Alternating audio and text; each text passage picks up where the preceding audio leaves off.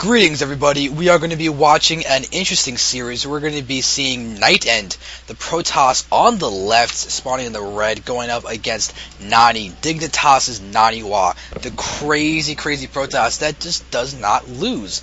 He does everything in every tournament, wins everything, and does everything right. So he's kind of a very strong opponent to go up against, so NightEnD has his work cut out for him, as Naniwa is powerful.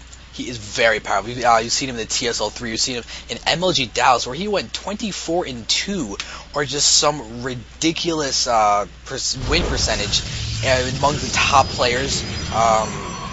For example, the other people in the tournament in control, Idra. You've got crazy people along the lines of Kiwi Kaki. You've got Root Gaming. You've got Lazarus Gaming. You've got EG was in it. Every single team that's really large was in it, and right now we're watching Naniwa try, Dignitas especially. Dignitas is huge in MLG. It was Show and Select and Naniwa. It was crazy. Now we're going to go ahead and watch how these guys are going to play in this PvT. So right now we're watching as NightEnD throws down his gateway at the exact same time as Naniwa. So pretty much mirrored builds in these guys, but now the map is Lost Temple, guys. It's good old Lost Temple. Nice, fun times with the really high ground cliff over there. You have a good old 2 watchtowers with your weird structures that are in the middle.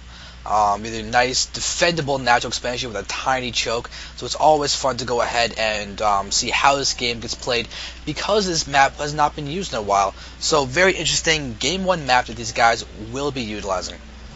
Now, the question is, what will these guys follow up with? It is a 1 forced wide choke, so you can always defend against 4 gates along those lines. The question is, what's going to happen? I probably stopped saying the question is. I mean, there are many questions that are going to happen. Around Summon's Core being thrown down by NightEnD. We get back in Naniwa, he's got his started actually before NightEnd's. Not by much, but just by 3 seconds. So a great job of scouting by Naniwa, running around the backside of his edge of his base, making sure that he doesn't lose to anything along the lines of proxy gateways inside his base, cannon rushes that he would need to stop, and the like. But now NightEnD, he's taking a few hits on this cybernetics core. Naniwa might actually want to target the pylon, because he actually can deal damage to the hull of the pylon if you are active enough with your probe. Alright, so now Warp Gate is getting chrono boosted out for NightEnD right now with this huge amount of energy that's actually saved up. So we might actually be seeing a 4-gate out of NightEnD, which is a very distinct possibility. It's how it really looks. Naniwa might go ahead and make that read. We are seeing no more probes in production. Chrono boosting this out completely. Once he gets to the 350, 400 minute mark, he might throw down another 3 gateways. This is interesting. He actually gas stole Naniwa. So he's definitely trying to force the 4-gate out of Naniwa as well. A defensive 4-gate is incredibly strong. We'll have to see.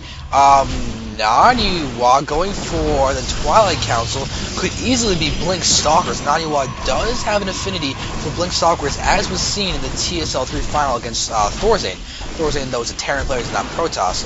So the question is, yikes, I said that again. But there we have 3 gates out for NightEnD, as well as a second assimilator.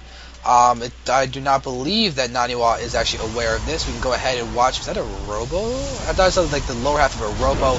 There's actually the full robo, not just the lower half. So NightEnD going for a 3-gate robo, trying to force the 4-gate out of Naniwa. But Naniwa is going for Blink Stalkers, apparently, even though we got gas stolen. And you can see that this Blink needs to come out now. It's slightly delayed because his gas is just at 150. And as chrono boosting that, you can see how much he saved up for his chrono boost. So now we're seeing a sentry out for NightEnD. Going to do a good job of just forcing the ram, delaying this any stalkers that want to press in front. But NightEnD should be having a very interesting time with this robo. Blink Stalkers coming in means that he's going to need Immortals out very quickly.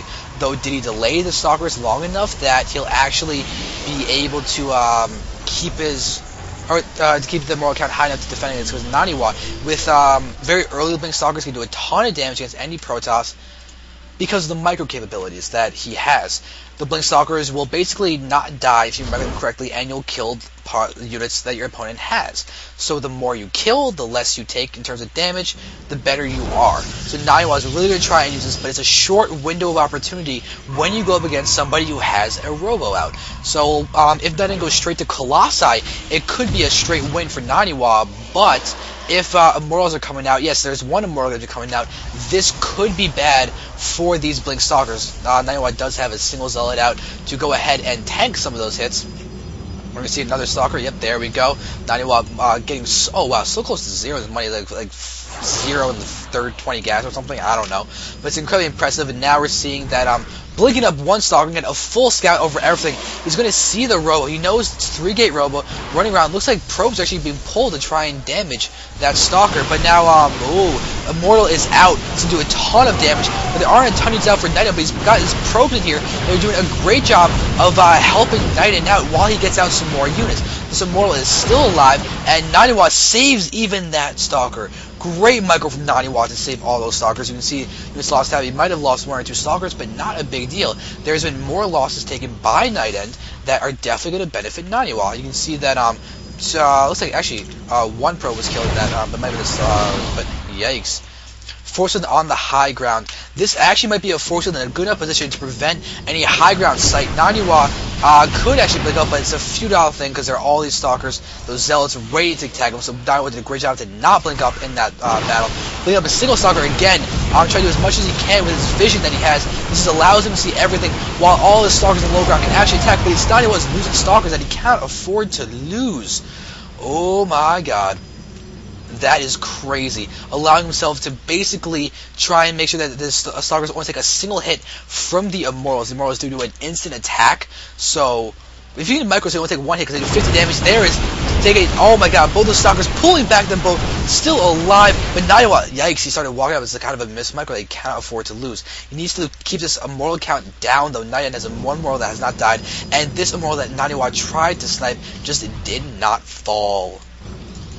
Rather unfortunate for Naniwa. You can see it, the Stalkers are starting to approach many of them into the very low health.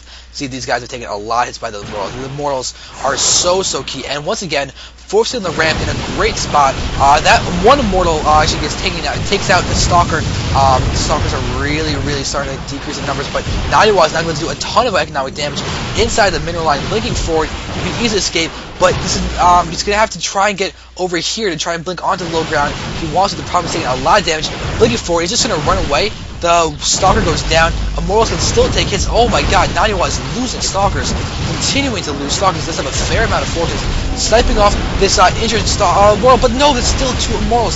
Naniwa is not able to deal with this Immortal count. These Immortals are being microed perfectly to deal as much damage as possible. Looks like NightEnD should be able to hold. This is great. And oh, is that Stalker going to fall? Yes, that is a free Stalker. Oh, NightEnD.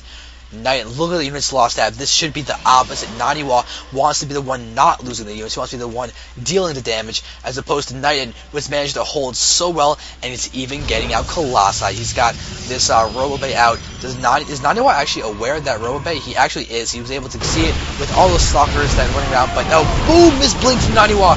He didn't have vision of the high ground. The units just died too quickly when he tried to get up. So miss. Wow. So that is crazy moves from him. Looks like he might lose this Stalker. No. But look at the money from NightEnD. He might be wanting to expand. He's got almost 600 minerals. And, oh, yep, there's the expansion from him. That's definitely great. Naniwa needs to transition, get some charge lots or Robo. No Robo. Means he's going to have to get out the charge lots. He's trying to, trying to do a little bit of damage, but not going to be able to be done. No losing another Stalker. Naniwa is not able to do as much as he would like. NightEnD has a single class. He might actually push out with this force, try to do a little bit of damage. At the very least, force Naniwa away from a position where Naniwa can harass him or something. Looking at the income, both these guys have dead even in terms of harvesters, but there's a huge difference. NightEnD is getting out his Expo. So Naniwa still no charge, is there no Robos actually being made? It doesn't have one. This is an observer from NightEnD that's running around seeing everything, but Naniwa has actually just thrown down his own expansion, but he's so far behind. He's got 50 food compared to NightEnd's 78.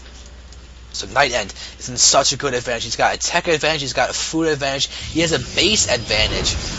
He has an advantage in every single way. 90 watt. Okay, so he is going to go for charge lots, and there's a few lots out there as well. But charge lots and blink stalkers is a great combination of units. And there's NightEnD trying to do a little bit of scouting. I think he was looking for some form of hidden expo, but this observer was there in the first place. But Naniwa blinking away, very, very nice. Going to try and keep all these stalkers as alive as he possibly can.